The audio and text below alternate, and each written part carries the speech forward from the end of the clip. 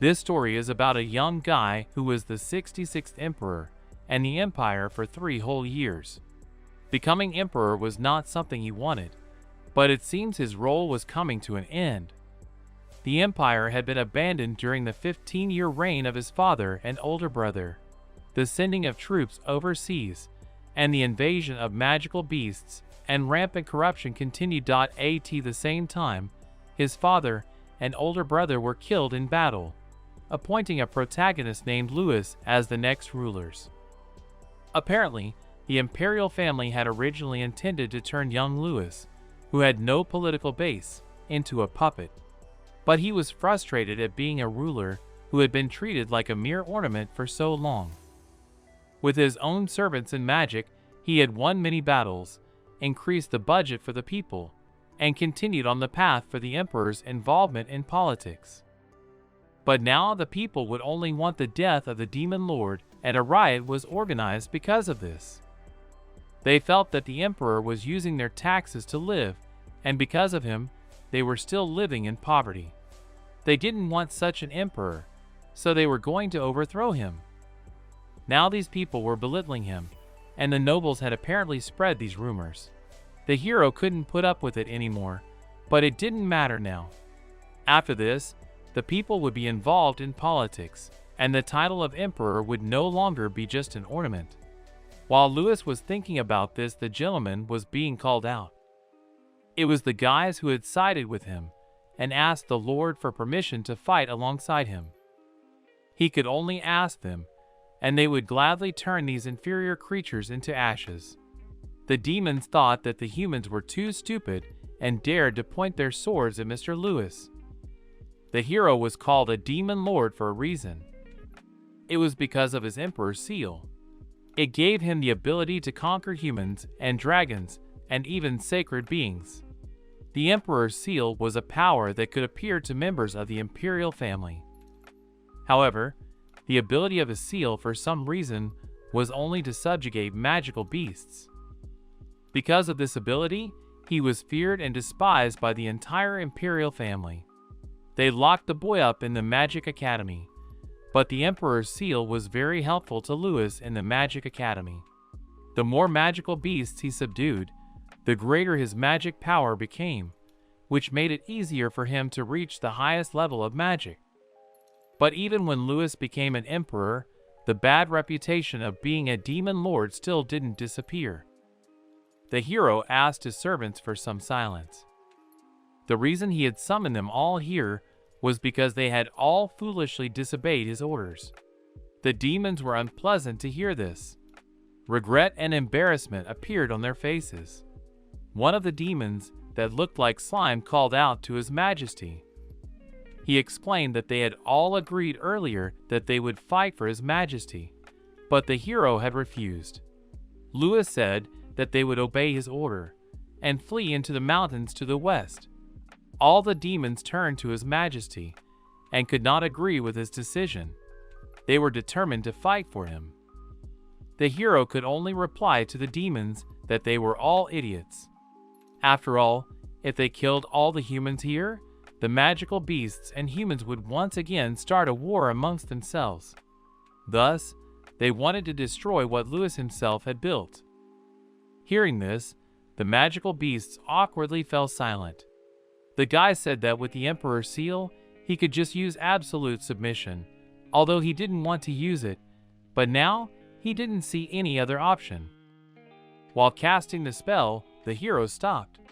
The magical beasts were already prepared for the consequences, but noticed that for whatever reason, nothing happened.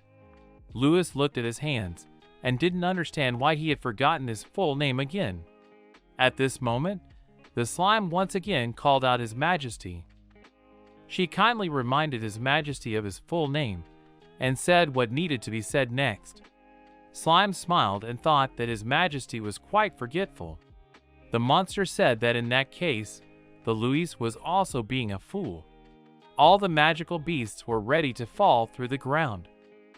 They all started shouting at the slime and said that if he hadn't reminded His Majesty of his name, the Emperor's seal wouldn't have activated. A slight smirk appeared on Louis' face. The boy replied that right in front of him was a veritable gathering of goons. The hero once again pointed his spell hand at the magical beasts and spoke his full name. In the name of Louis van Arcus Arcus Teuton Lick Vestum Seekisham Clatch, he gave the beasts an order. His subordinates didn't understand why His Majesty wouldn't let them fight. Besides, they didn't want to be enslaved by his spell. The slime started crying and begging His Majesty to let Arna be by his side until the end. Without listening to them, the hero ordered his servants to flee to the west and immediately crossed the central mountain. The bond between master and servants ended there. After that, everyone in the palace disappeared. Louis made his way to his empty throne room and sat down. The hero could not hold back his tears and asked his servants for forgiveness. His hands gripped the throne bitterly with thoughts that he had done all he could for his servants. He was sorry to say goodbye to them like this. Everything else wasn't that important to him. The lad waited until the revolted people came to his palace. One of the men grabbed the hero by his clothes and exclaimed that he was a demon lord. The man thought that it was all because the Louis had filled his pockets with their taxes, and they were all sinking into endless poverty. But the hero calmly assured them that as soon as the harvest started this year, the famine would be solved. But after all he had done, the hero might not expect people to believe him. The people decided to eventually take all the treasures in the palace that he had. Louis suggested they search as much as they wanted, since there was nothing here anyway. The man could even stab him if it gave him pleasure. The man shook the lad by his clothes and asked for them back in that case, but the hero didn't realize who he was talking about. Shedding bitter tears of hatred, the man ordered the return of his beloved, who had died 8 years ago. If Louis and the rulers had not sent them to war, she would not have been killed by magical beasts. The hero harkened back to 8 years ago, when everything was still under his older brother's rule. He could agree with the man that they, as emperors, had failed to protect them. The man continued to sob and screamed that if it wasn't for Louis, they would be with her. Louis offered to let the man proceed if his death would make him feel better. Without a shadow of a doubt, Louis offered to kill him. At first, the man couldn't believe his ears, but then he came to his senses, grabbed a knife, and stabbed Louis with it. Looking back, the hero could say that his life was pretty boring. He was trapped in the Magic Academy like a little bird in a cage. After being forced to become an emperor, he went to war time and time again. But he really enjoyed learning magic as well as other things. Louis looked at his bloody hand. He wondered if there was an afterlife. Perhaps there he could finally be free. Further events with the main character were already taking place in his new home.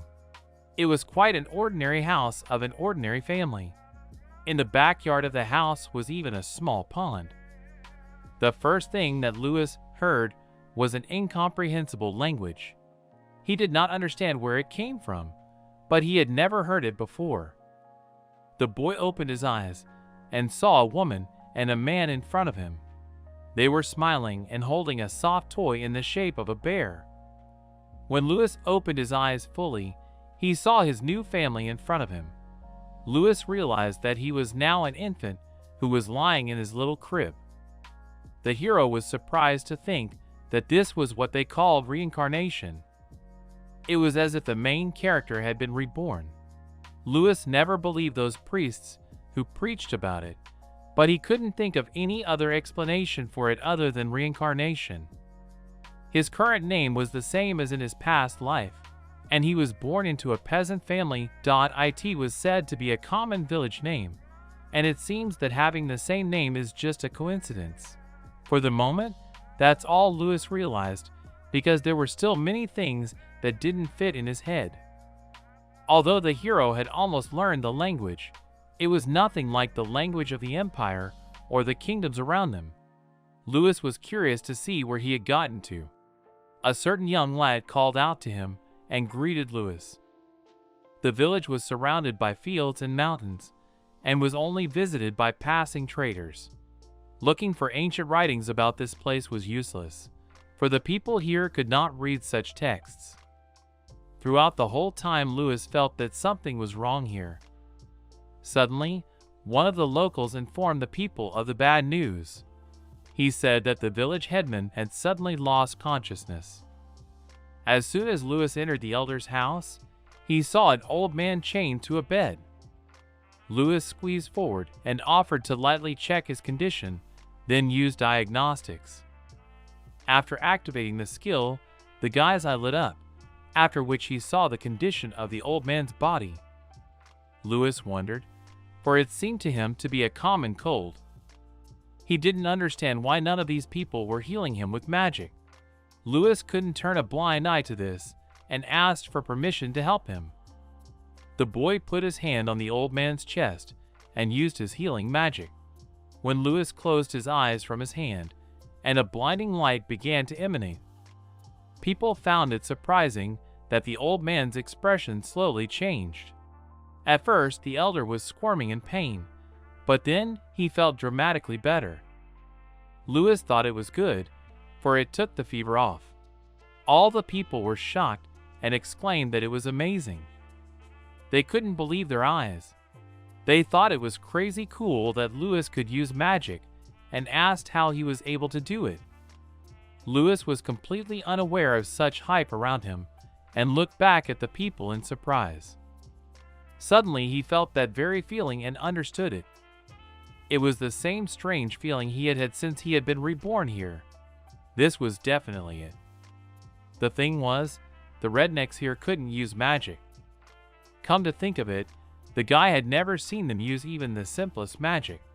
It was because they couldn't read the ancient writings, so they didn't know how to use magic. But that was one of the assumptions. The eyes of the locals were sparkling with delight. They were so impressed with Lewis that it made the boy uncomfortable. From now on, using magic to treat patients, he taught his peers how to use healing magic. Thanks to this occasion, his magical perception gradually returned to him. Somehow, Lewis was able to utilize most of the magic he possessed in his past life. Thanks to it, it even helped him to strengthen the fire of the bonfire.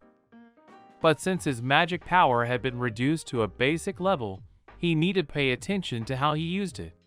Lewis began to wish for the return of his servants who could help him. In that case, magic power wouldn't be a problem.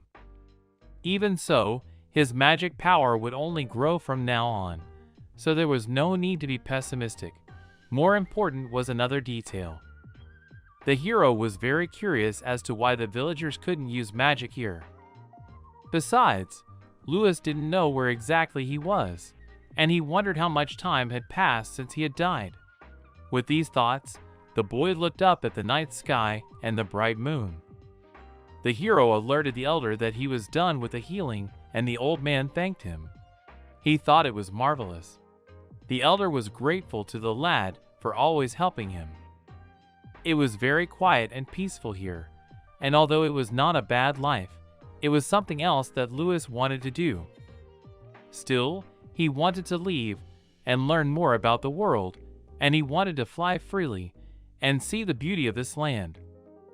In his past life, he couldn't easily leave the Magic Academy even after he became an emperor. He didn't have the ability to move around as he wanted, but now he was free from those shackles. Therefore, he would like to change his life. It became clear to the headman. However, the peasant couldn't leave the village alone, so he had two ways to leave here. One way was to become a soldier under the Lord. That way, after he left the village, he would be sent to serve in the city or castle. But there was also a second way. By choosing the second way, a person could become an adventurer. Hearing about adventurers made Lewis curious about it. It was considered working for a lord or kingdom, but what adventurers had to fight with were magical beasts. They carried out orders and usually worked as mercenaries. Unlike soldiers who worked in one place, adventurers had to travel all over the world to fight magical beasts. That's why they were called adventurers. Both were dangerous jobs, so the elder asked Lewis if that was what he really wanted to do. But the boy happily replied that he had decided to become an adventurer. The elder was surprised at first, but then smiled and said that in that case, he would prepare an application for him. A few days later, the hero told his parents that he wanted to become an adventurer. His father was apparently surprised, and his mother was frightened. They immediately mentioned that it was a dangerous job, and at first they resisted his desire. However, after much persuasion, they finally allowed him to become an adventurer. Then a few days later, the maturation ceremony took place. At the exit of the village, a crowd had gathered at the exit of the village, making noise and heatedly discussing amongst themselves. This crowd had seen Lewis off before his journey. They asked him not to die and to stay well, and reminded him that he could always come back here. The hero patted one of the boys on the head and said he would make a lot of money for Togo so they could have a good meal.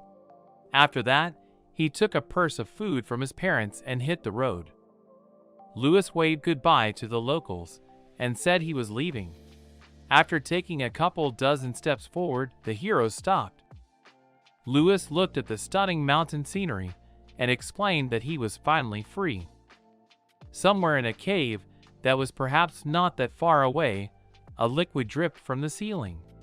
This liquid fell to the ground and spoke the name of Mr. Lewis. Thus, the protagonist decided to become an adventurer and travel to a city called Urban. He went there to become a recognized adventurer. To do this, he had to take part in an examination of the Adventurers Guild. The locals showed the boy the way to the right place. Lewis went inside the building and assumed that it was the Adventurers Guild. It was quite crowded, and almost every person had a weapon. There wasn't much difference between local and imperial weapons here, and apparently there were also people using magic. One of the admin girls greeted the hero and assumed he was here to register for the adventurer rank. Lewis confirmed this and said that he was a commoner from an Urk village. The girl decided to clarify if he was indeed a commoner, and the guy confirmed it. The girl handed him the content of the exam and said that he had to provide proof that he was capable of defeating magical beasts as an adventurer. So he would have to bring here the body parts, accessory, or weapon of the magical beast. If there was no problem with the grade, then his exam would be completed. The guy decided to clarify whether that was really all there was to it, and the administrator confirmed his words. The hero seemed doubtful, because it was too simple. In addition, he assumed that theoretically he could buy something suitable at the market. But looking into his pouch, the guy found that it was completely empty. More precisely, there was only one shining coin in Lewis's pouch. He decided to look for magical beasts in the forest near Urban. It was like the relationship between humans and magical beasts in this world remained unchanged. Magical beasts looked down on humans and killed them, and because of that, humans exterminated them at the first chance they got. Even the hero had killed many magical beasts in his past life, but only when it was unavoidable. Some of them he considered harmless, and some he turned into his servants. If his servants could talk to him, he would use detection to search the entire forest. But right now, he was limited to his own field of vision, and it looked like it would take him a long time. Right now, he had a small amount of magic power.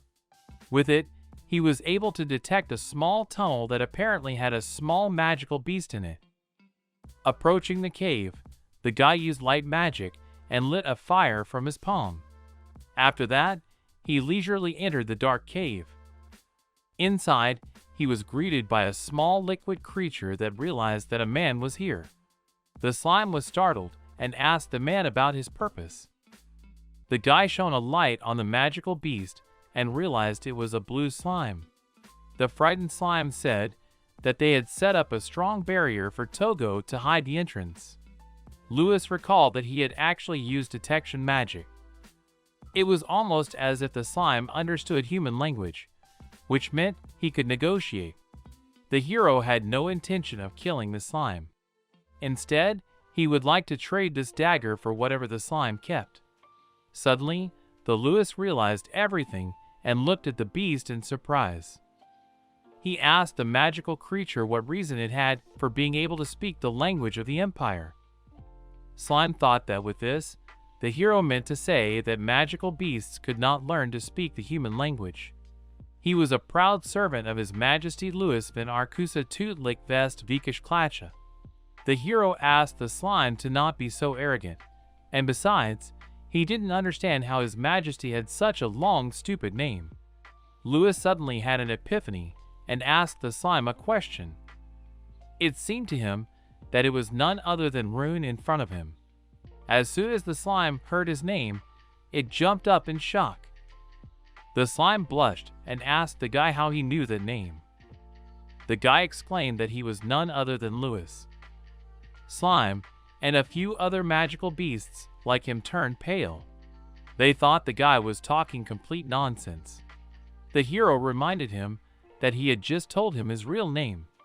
Louis tried to remember it completely but forgot it, so he asked him to wait until he remembered it. Louis was undoubtedly His Majesty, and there was no doubt about that. But the slime believed that it simply couldn't be, for His Majesty was gone. It seemed no surprise to Louis that the slime didn't believe him. In that case, he had another option.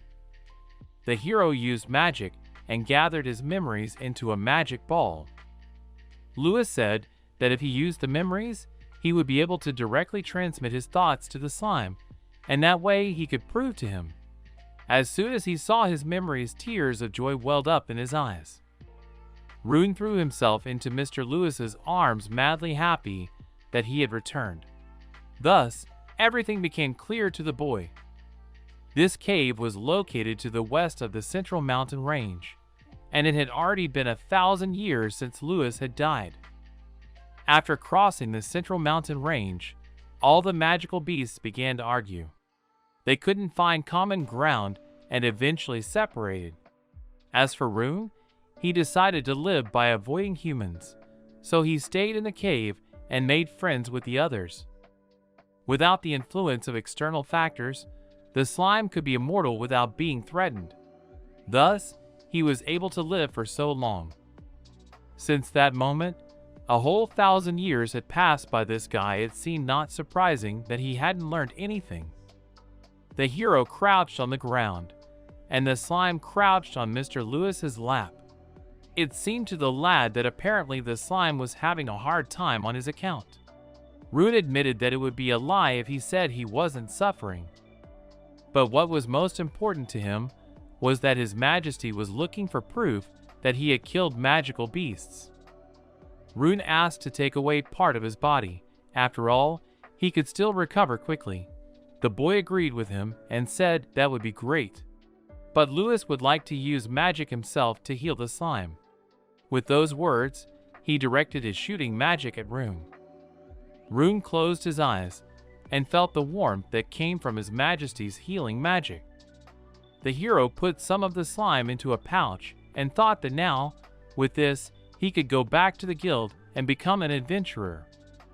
The hero headed back, but noticed the Rune had jumped up and looked regretfully at His Majesty. His trembling voice called out to His Majesty, and the hero asked what was wrong. Rune asked His Majesty to let him be his servant once more. Louis didn't even know the right way to respond to his request. The fact was that he had already abandoned them once, and he might have to do it again. Rune cried and exclaimed that he hadn't abandoned them at all. All of his demon servants, including him, understood his feelings. This farewell was for their own good. And now that His Majesty was right in front of him, Rune hoped to serve His Majesty again. One side of the hero did not want to leave Rune at all. But now he was an ordinary man, and he did not have the seal of the Emperor. As soon as the hero thought about it, he noticed the very same seal on his hand. Louis couldn't believe that the Emperor's seal had somehow reappeared on his hand. The hero assumed that he was able to inherit not only the memory of his past life, but also the seal. Rune, according to Lewis, clearly expected him to atone for everything he had done. The hero wanted to make sure that the slime was sure of what he wanted. Rune exclaimed that he was ready for it, and asked for permission to dedicate himself to His Majesty once more. The hero finally agreed with him, and touched the rune with his finger. Lewis applied his seal of the Emperor, and told the rune that he would once again become his demonic servant. The rune covered his eyes, and said that for His Majesty's sake in this place, he would swear allegiance to him again. Guy smiled at his new servant, and offered to support each other from now on. After using seal magic on the fleece, the hero told the slime that he would like to go back to the guild. Of course, the rune was willing to follow His Majesty, and the hero was grateful to him. But Lewis would have to be extremely careful, since he wanted to guide the magical beast into the city. He pondered the option of how to do it better. Suddenly someone appeared in the cave, and said that he didn't need to worry about it. The first thing the guy saw was a few locks of someone's hair. As if out of nowhere, a blonde-haired beautiful girl appeared and smiled at Lewis. She said he had nothing to worry about.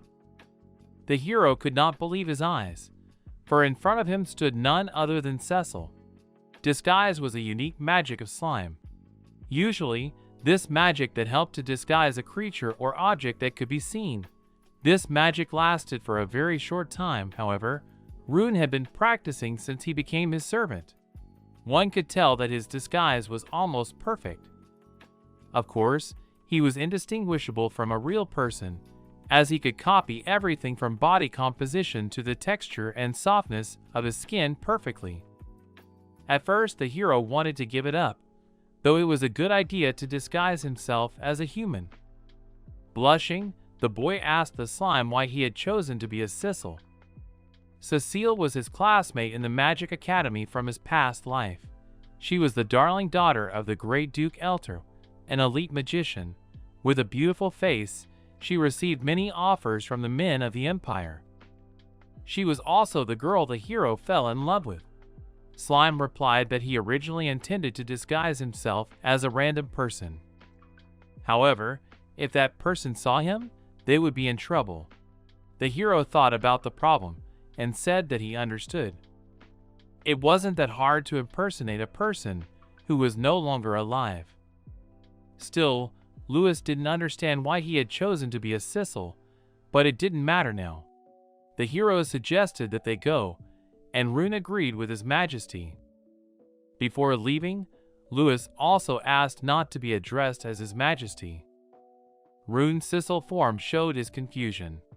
The guy smiled and asked to just call him by his first name because he was no longer an emperor, but a simple adventurer. Rune understood and called Lewis his lord. Lewis asked to remove the lord from his name. After thinking for a bit, he said that it didn't make any difference to him. Moreover, Rune didn't even expect Mr. Lewis to be an adventurer. The hero explained that it was the only way to get out of the village and travel the world freely. He had been dreaming about it for a long time.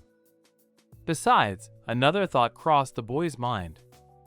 If this was the world after 1,000 years, then perhaps he would meet other demon servants who were still alive. However, after they met again, he didn't know if they would forgive him for his act. Slime shouted that he would not forgive anyone who dared not forgive His Majesty. Those who didn't understand His Majesty's feelings had no right to be demon servants. The guy decided not to argue with him and just agreed with the rune. Although the hero was grateful to the rune for his words, he thought that it would not be that easy. On the way, Lewis noticed an unknown object on the road. Looking more closely, the guy realized that it was a carriage, and, apparently, it had wheels off. Not far from the carriage showed goblins that attacked people. The hero realized that it was an attack on the 5 guards. As many as 10 goblins had attacked the soldiers, and at this rate, it was going to be over soon. Slime asked Mr. Lewis for permission to kill these goblins.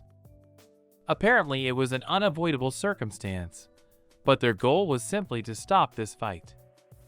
Although the hero didn't want to stand out too much, he couldn't just ignore it. He asked the runes to cover him with a transfer of magical powers and headed towards the carriage. He assessed the surroundings and counted 8 goblins with spears and 2 goblins with bows. To begin with, it was worth noting that they were all without armor. The goblins bound the frightened soldier, who had already said goodbye to his life when he saw the point of a spear in front of his nose. Lewis used a magical barrier at the very last moment and saved the soldier from death. The frightened goblin turned to the stranger who had broken his spear. The guy said that the archers were next in line. Lewis used his thunder whip and wounded many goblins that surrounded him from all sides. Judging from their appearance, they were scared, and if they continued to lose morale, they might retreat. The hero felt an attack from the back and thought it was their leader. This goblin swung his axe at the lad, but was quickly confused when the Lewis disappeared from sight. It looked like these goblins wouldn't give up so easily. Then the hero had no other choice. He was ready to massacre his opponents and asked not to be blamed for it. Lewis pointed his hand towards the gathering of goblins and used a fireball. As one of the goblins fell dead to the ground, the others were frightened and swore in human language. Their leader ordered them to retreat and run away. Looking after them, the surprised hero noticed that they were speaking the language of the Empire. He assumed that these goblins were also from that time. He assumed that they should have chased after them, but before he could think about it, the other soldiers called out to him and asked for help. Lewis decided that there was nothing he could do about it, since he was an adventurous newcomer now anyway. The boy approached the men and asked if they were all right. The frightened soldiers called out to Her Highness and asked her to keep her cool. The hero didn't realize who they were talking about until he saw a beautiful girl with long hair on the ground. Her flushed face told that she was not well. The frightened people could only call out for Her Highness, but they couldn't help her. The hero realized that she had only fainted. Her wounds didn't look too deep, but Lewis assumed it was all from the poison. He apologized to the soldiers and warned that he would help her. The boy lifted Her Highness up and applied a condition diagnostic. With the help of his magic, the hero made sure that it was really because of the poison on the arrow. In addition, Her Highness also had a curse. The soldiers were horrified when they heard about something like this. Lewis frightened them even more when he said that the curse was spreading very quickly. The soldiers offered to return to the urban immediately, but Lewis replied that it was already too late. The hero said that at this rate it would not last more than 5 minutes, and that was too bad. Their carriage was broken, and the horses had run away from the attack. Even if they had horses, it would still take them more than 5 minutes to reach urban. In other words, they had no way to rescue this girl. The guy thought that she could still be cured using his improved purification magic. But even in the Empire, it couldn't be used without reaching the sage level. Perhaps in this place, no human could use it. Purification was a magic that applied detoxification and an algorithm. By all means, Lewis wanted to avoid attention. But looking at the terrified soldiers and the dying girl, Lewis made a decision. He couldn't just watch this girl die and ask the soldiers not to worry. He wanted to use magic to provide her with temporary first aid. The hero pointed his hand at the girl and thought he had enough mana. Thanks to the rune's magical power transfer, he could use this magic. Lewis closed his eyes and focused on cleansing. With the help of his healing magic, the girl actually began to breathe easier. The soldiers immediately ran up to His Highness and were glad that she had woken up. The hero explained that it was only temporary first aid. They were to take her back to the urban to the doctor for further treatment. Lewis felt he would not draw attention to himself if he said such a thing, even though the treatment was almost complete.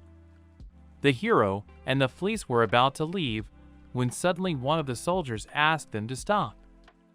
The soldiers wanted to thank their rescuers for their help, but the hero refused and asked them to just ignore it. Instead, the guy reminded the soldiers of something. It looked like Her Highness's condition was deteriorating. The soldier interrupted the guys and said that it was unacceptable to leave her here. In any case, they should immediately bring Her Highness back to the city, and they needed to make preparations as soon as possible. Meanwhile, Her Highness had barely opened her eyes. She recognized the very same purification magic, but she didn't understand who could have used it. After rescuing the girl, who was addressed as a royal highness, the hero followed them to the elven doctor and then discreetly left. He thought about the fact that the poison had already been cured. This applied to the wound as well, so there was nothing to worry about. The hero knew that everything should be fine. Now Lewis thought that he could go back to the guild, the adventurers. Before he could think about it, someone called out to him. It was a rune in the shape of a Cecil. He apologized for the hero having to wait for him, and waved his feminine, refined hand. Previously, Rune had used a disguise to transform into a human girl. He was a slime, and also a servant of Mr. Lewis. The slime in the form of a woman bowed down on his knee before the hero and asked for the following instructions. While all the passers-by were surprised at this strange behavior of the girl, the hero reminded that he was now a simple peasant. Lewis asked not to be addressed in such a manner, and the slime sincerely apologized. Anyway, he was going to register as an adventurer. Come to think of it, since Rune was a disguised human, he would have to fully register as well. Lewis recalled that he had forgotten something.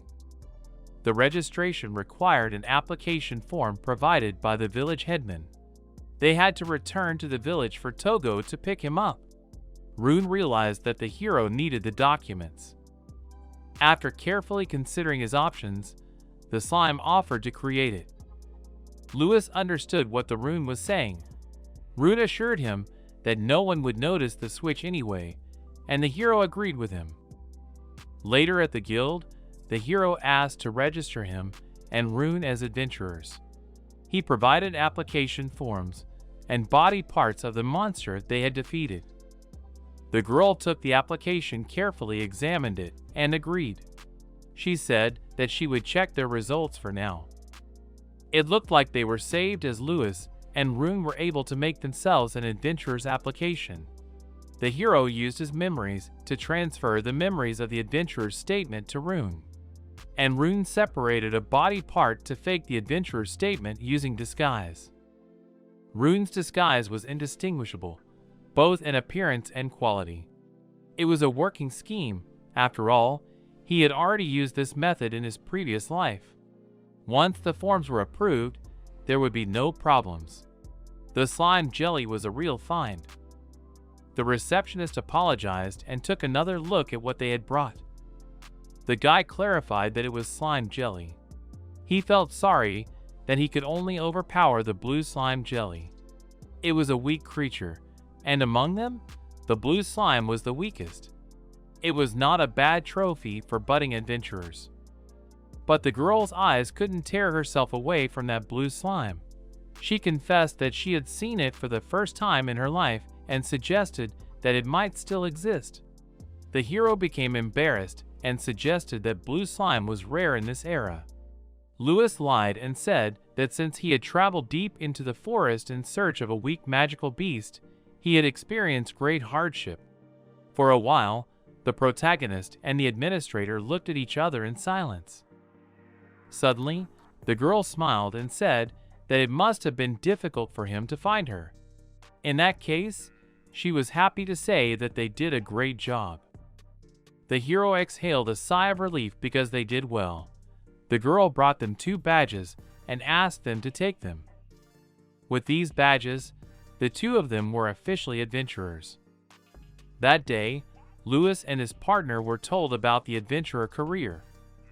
First of all, adventurers could use any guild, so it was very suitable for those who wanted to travel the continent like Lewis.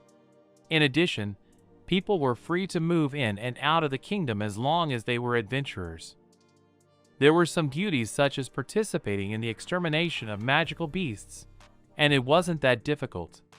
Also, adventurers had their own classes. The adventurer class was like a rank. If he met the criteria put forward by the guild, then a person could safely choose any class, such as warrior, hunter, mage, and so on.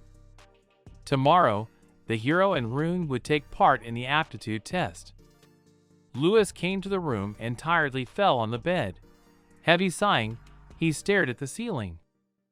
The hero thought that he hadn't achieved much, but he was tired nonetheless. He hadn't fought in 15 years and had to get to bed early to be in good shape tomorrow. No sooner had the hero laid down than Rune called out to Mr. Lewis and threw himself into his arms. Rune was not confused that he was in the guise of a young girl, who got as close to the lad as possible. This became as awkward as possible for Lewis, and he called out to Rune. Rune sandwiched the lad between two lush forms and suggested that the Lewis was tired. He offered to give Mr. Lewis a massage, or go straight to bed. If Lewis wanted to go to bed, Rune would like to serve as his pillow for him. The hero asked him to calm down and think about the volume of his voice. Since the walls were very thin, the other people could hear everything. They could only sigh heavily and reminisce about their youth. Slime realized everything and assumed his original appearance. He admitted that he had been careless, and it was the greatest mistake of his life. Lewis felt embarrassed and asked him not to take it so far. Looking at the distressed slime that sprawled across the floor, the hero thought he had been too hard on him. The hero recalled that for him, it had been about 15 years since he had reincarnated, but for the fleece their reunion had been over 1,000 years. Lewis turned to the unhappy fleece, which continued to bark at himself. The boy stroked the slime and reassured him, telling him that everything would be fine. Lewis thought the fleece understood him, and said he always wanted to see him again. From such kind words of encouragement, the fleece gathered into a ball of slime and smiled. The hero suggested they talk about tomorrow's aptitude test. They laid down on the bed, and the hero asked the slime to stay in control of his power. His magic power was reduced from being cloaked at the most, so he would only have to use basic magic first. The boy remembered that along with that, he had to worry about himself as well. After reincarnating, Lewis realized that he had unexpected difficulty controlling his magic power. Magic power could easily be used in a war. If there was a war going on, he would put all his magic power into using high-level magic. Besides, it was hard to live with her without being noticed if you're a class mage. He certainly avoided using high-level magic as much as possible. Lewis wondered what class Rune was going to choose and asked the slime a question. Rune's magic was limited as long as he used disguise, so most likely he would choose the warrior class. The hero had to buy him armor and weapons. Rune would be more comfortable fighting if he had good armor. Although it cost money, they could still make money by being adventurers. Rune noticed that the hero looked happy and told Mr. Lewis his opinion. Lewis smiled back and admitted that he was indeed a bit excited. In fact, it felt really good to decide things for himself. He had never had that kind of freedom when he was an emperor. In any case, the hero asked the runes not to hesitate. The hero believed that they would become adventurers together, challenging new possibilities. Rune was in complete agreement with Louis-san. However, there were still many things that Lewis had to think about. First and foremost was his immediate goal. One was to establish a base, making money as an adventurer, gradually expanding his territory. Then, Lewis was going to meet with the rest of his servants. The next day, the protagonist along with Rune walked out of the guild building. A certain woman called out to the boys and asked them if they were really Lewis and Rune's. A dark-haired woman with a wizard's hat introduced herself by the name of Norn. She was the person in charge of the test to verify their abilities. Her class was magical, and she was pleased to meet the heroes. Norn congratulated the boys on their registration as adventurers and now offered to proceed with the ranking test. She suggested working together from now on and wanted to start with Lewis. Apparently, the boy wanted to be in the wizarding class. That meant that he was proficient in magic. Lewis realized he had to be careful and replied that he wielded magic quite a bit. He realized that he would cause a commotion if it turned out that the newbie adventurer possessed high-level magic. He looked at his hand and decided that he needed to hold back. Lewis decided that he would only use a basic spell and as weakly as possible. In that case, the woman suggested starting with healing magic. Norn offered to restore her magical powers with mana replenishment. The boy agreed and thought that restorative magic was the basis of the basics, and he thought there would be no problem with it. Lewis used restorative magic on the Norn, but the woman felt something strange. With the help of his magic norms, she realized that the hero could use silent magic and question the guy. In other words, he could cast magic without casting spells. Lewis apologized, for he was from the village, so he was not strong in terms. Norn realized the reason he didn't know about it.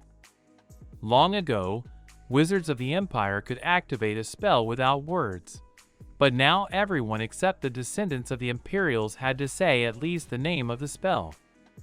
In other words, the hero was a descendant of the Imperials. In the Empire, wizards didn't need to say anything.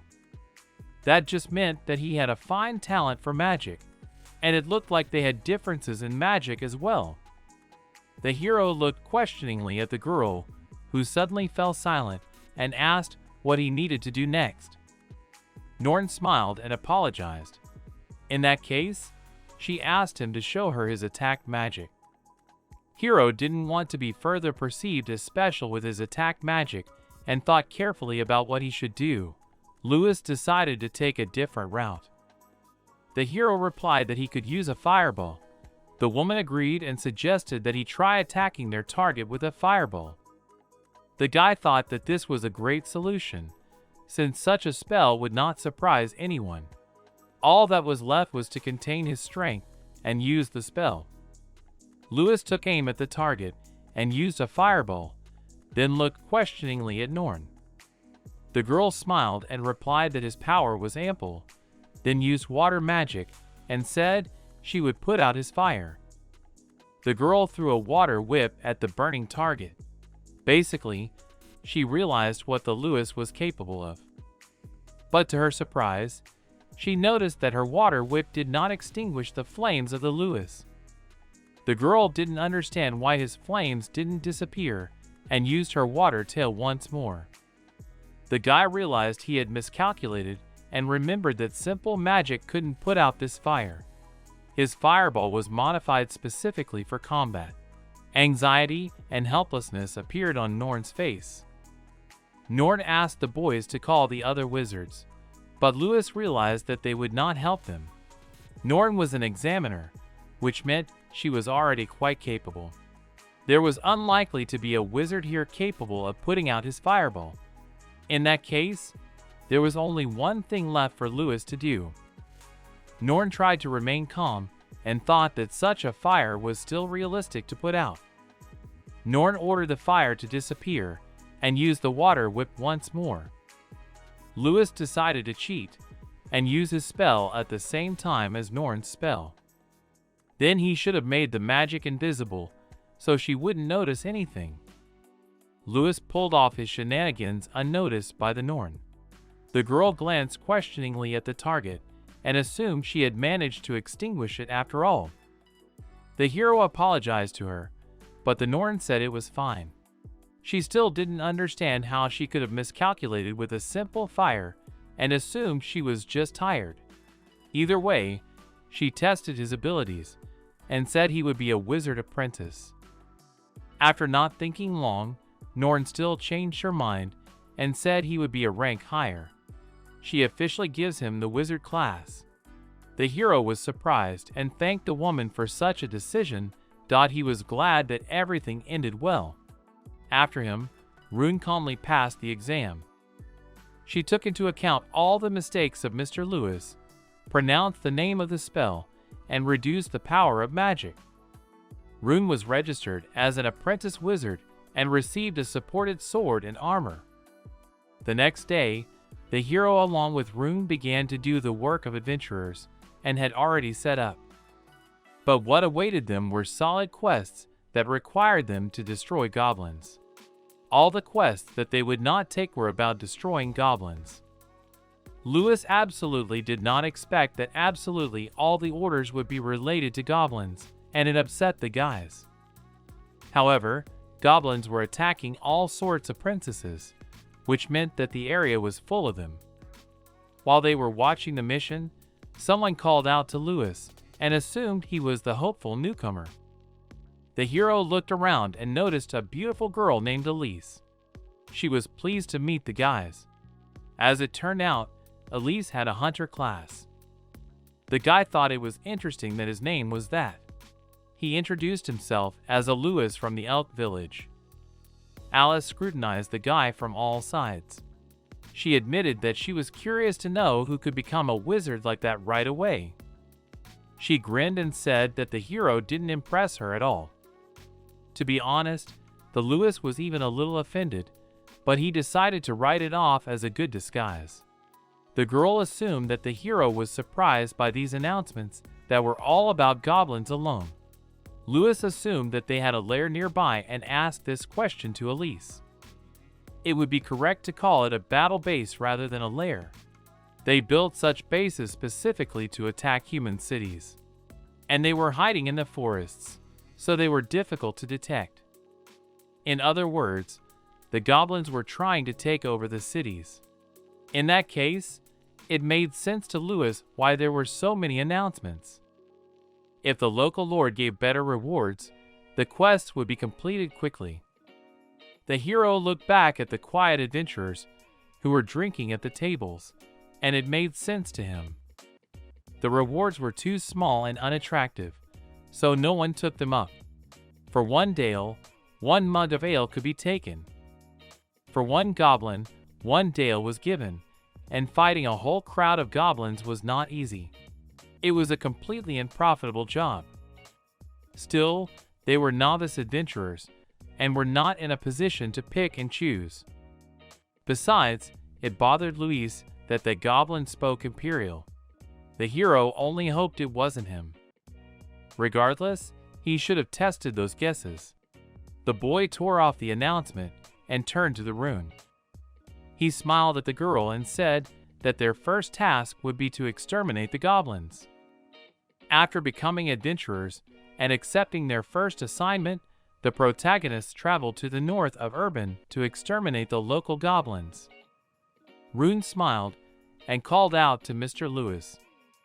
The happy girl looked at the lad and asked if the armor suited her.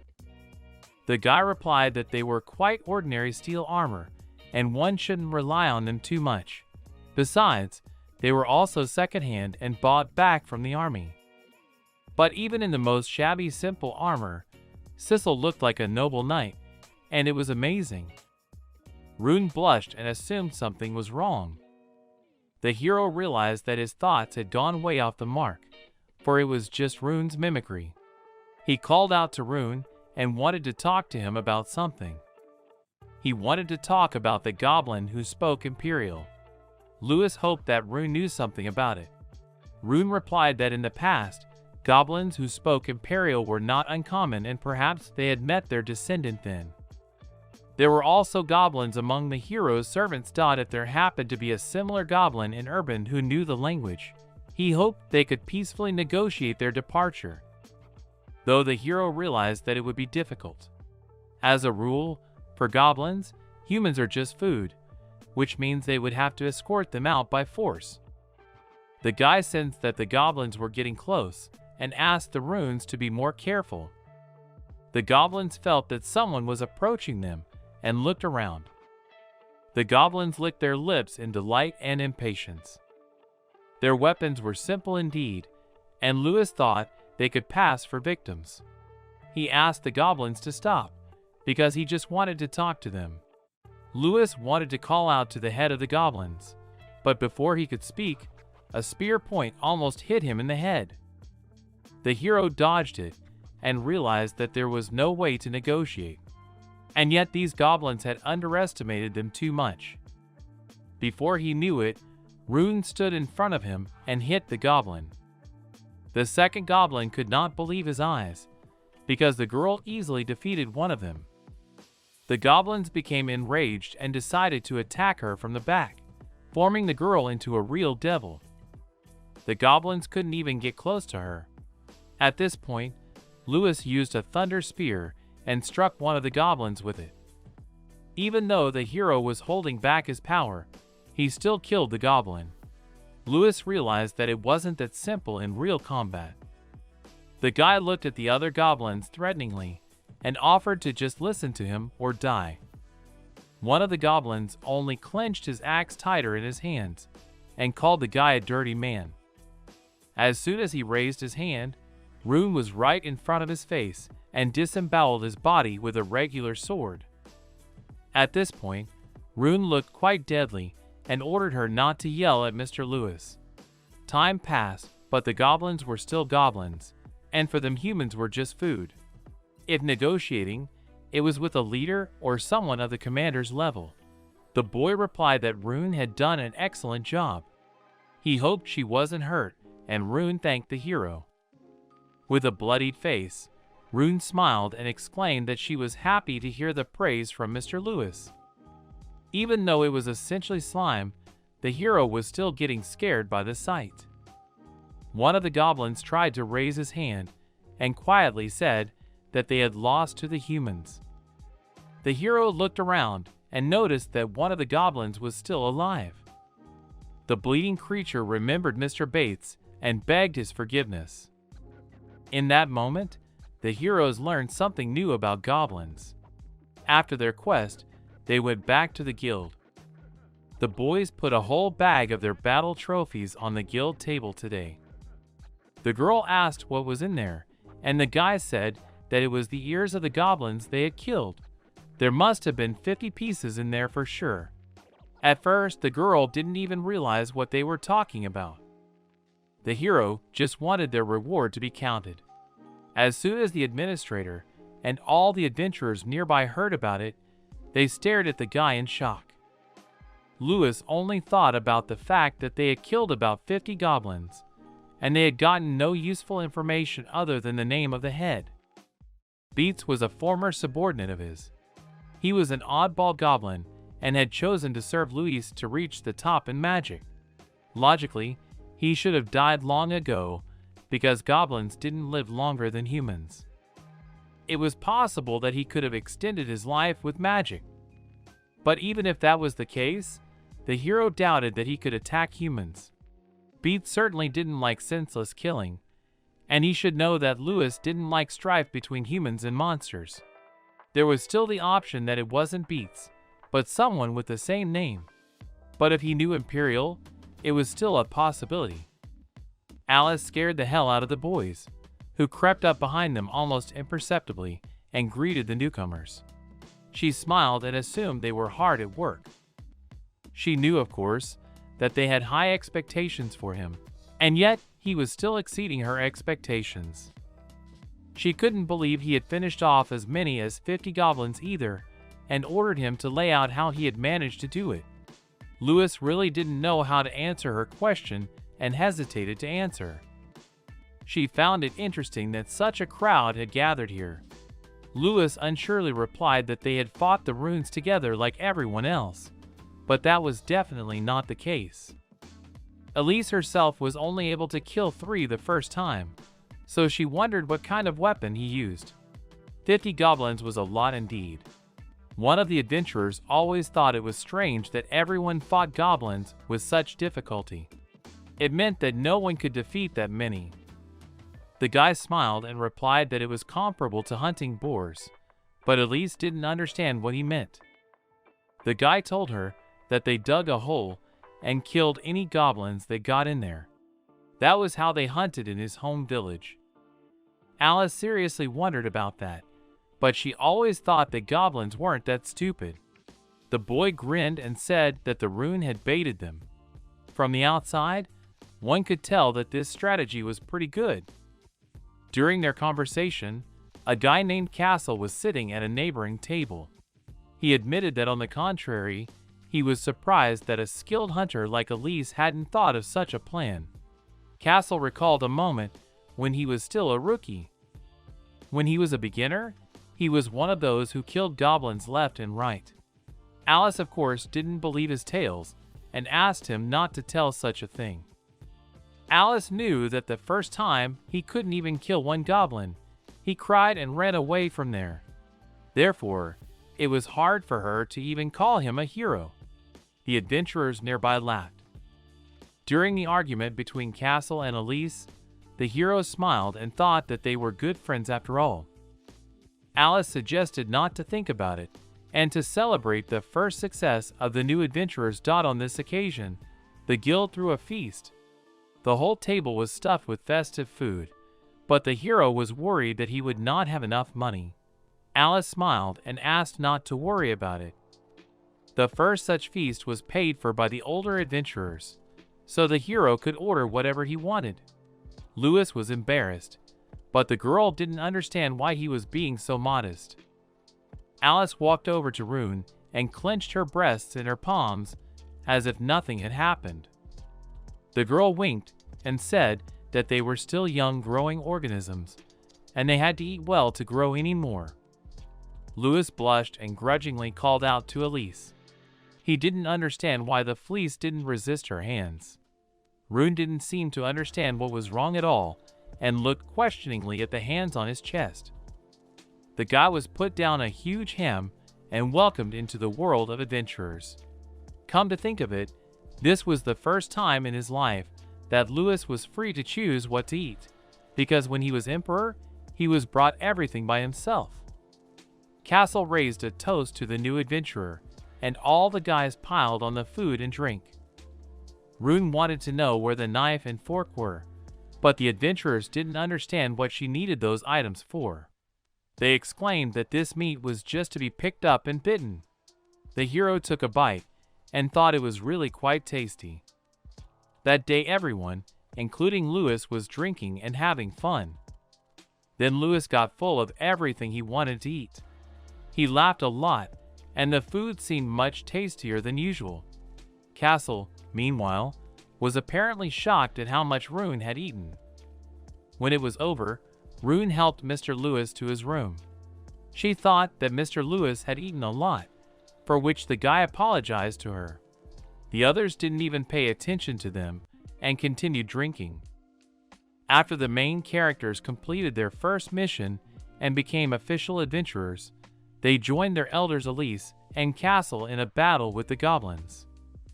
Alice spotted another one of the goblins and alerted Castle to it.